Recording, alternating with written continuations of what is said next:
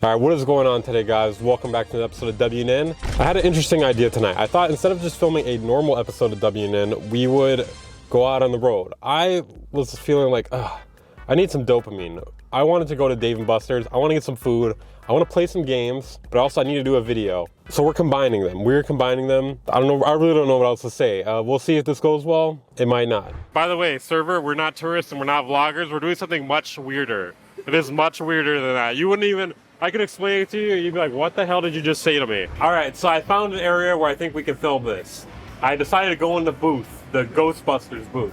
ZEBRALETTE 3 is in public beta now, and make sure to tap in while the bugs are fresh. It does seem like they made it more complicated than version 2, which might be a good thing if you like complicated synthesizers. It might be a bad thing if you are a weak-minded fool.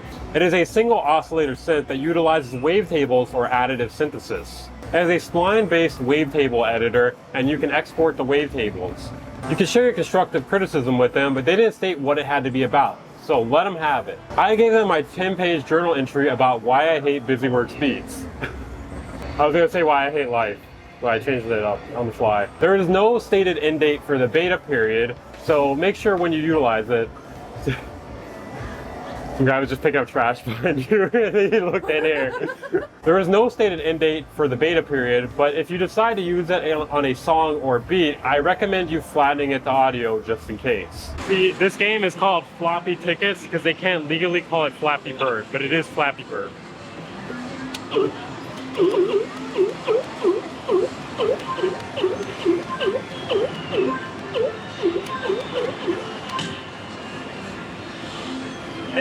It glitched, all right, it glitched. In our next story, we have a release date for Ableton Live 12 finally. It'll be out March 5th, and you get it for free if you buy Ableton Live 11 between now and then. It is currently 20% off. See, usually if you don't suck like I just did right there, this is gonna be your best token to ticket ratio, all right? It's all about ratios here. It's all about fun. It's not about fun, it's about token to ticket ratio. Okay, I couldn't take being in there any longer, because I felt like a criminal. We're gonna film the rest of it right now and at home. In our next story, have you guys ever wanted to copy paste audio directly into your DAW of choice?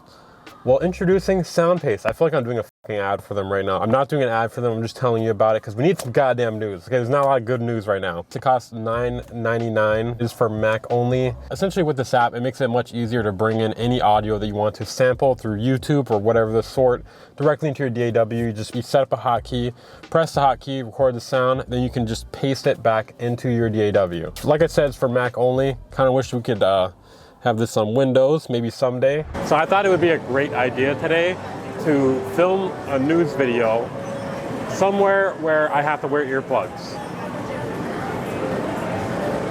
That's a joke. That is a joke. Okay, you guys may have heard of Hit and Mix. They make the DAW named Ripx. They're planning to make it for the Apple Vision Pro. So again, all broke boys out to the left. All you exit the screen right now, Apple Vision Pro news. So I just saw a video of what this looks like while you are using it in AR. And I gotta say, this looks like absolute shit. I hope this is not what the finished product looks like. Not much else to say. This is all just a step back from just producing on a regular computer. In other news, we have the world's smallest MIDI controller. Have you ever wondered, you know, this MIDI controller is great, but I wish I had one the size of a debit card.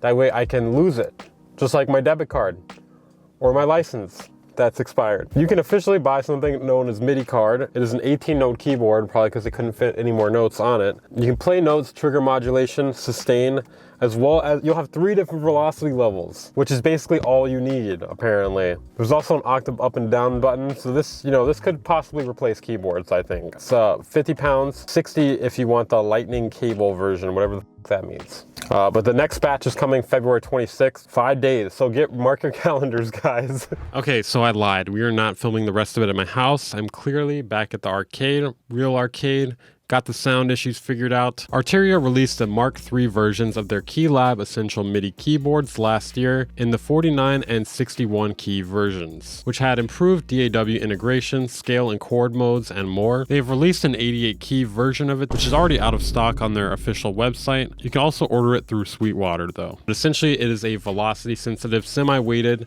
keyboard with a 2.5-inch display screen. It's got DAW controls, 8 velocity pads, 9 faders, 9 encoders, which should be pre-mapped for most DAWs. Last time on Young Thug Court Case. He would be truly humble under God.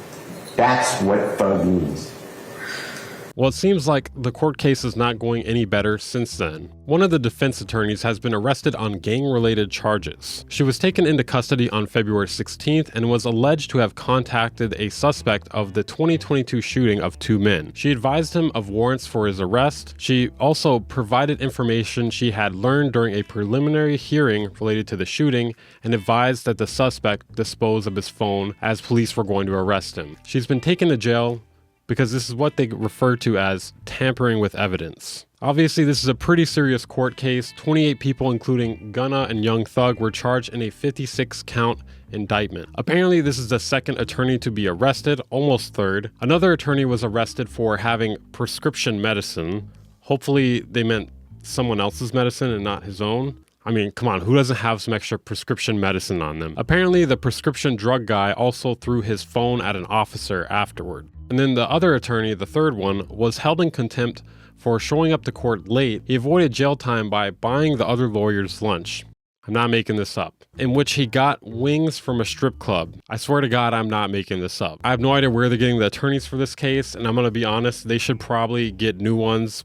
Otherwise, they're going to all end up in prison. In our next story, Wave Alchemy has recently renovated a drum machine of theirs known as TRIAZ into a plugin. It has new sounds and improved workflow, features, and effects. It has 15,000 samples, 700 presets with a variety of drum styles. You can add and organize your own samples. You can layer up to 3 samples on each channel. It has a polyrhythmic and probabilistic sequencer and controls to add a more human touch. It is available right now for an introductory price of £79, with the normal price being £129, and you can also get a demo. In our last story, IK Multimedia has just released the ARC Studio. It is a standalone hardware processor for the ARC acoustic room correction software. It is said to instantly upgrade your studio monitors. It seems to do the same sort of thing as Sonar works. Basically, you measure sounds that come out of the speakers with the microphone, and then it compensates for your room acoustics once figuring out what your room and monitors sound like. Then applying an opposite frequency response to try to flatten the sound. No monitor or room is completely flat, and if you're hearing a sound flat, you're hearing it without any sort of coloration. There seem to be some positives to this versus an all software setup. You don't need to put the ARC plugin on your master bus, and it won't increase the latency. I do gotta say one thing, it will not help you mix faster than ever. What is most important is getting used to how your monitors sound and mixing to what sounds good on them. Obviously, it comes with a measurement microphone.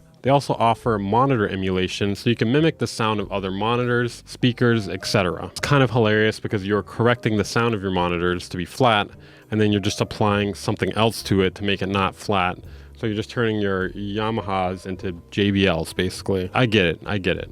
You get to simulate what it sounds like on something else. It might help you make different mixing decisions. The software and mic is $299, but you can upgrade it at a lower price if you already own it. Okay guys, that's it for this episode of W&N. What'd you think of it? Tried something a little bit different with going to Dave & Buster's. Really went to the moon with that one. I wasn't sure how good it was going to go. If you want to support the channel, consider joining my Patreon or becoming a channel member. I post exclusive content for them as well. I'm not paywalling my content, guys. I'm just making extra stuff just for them because they're giving me money. I'll see you guys next time.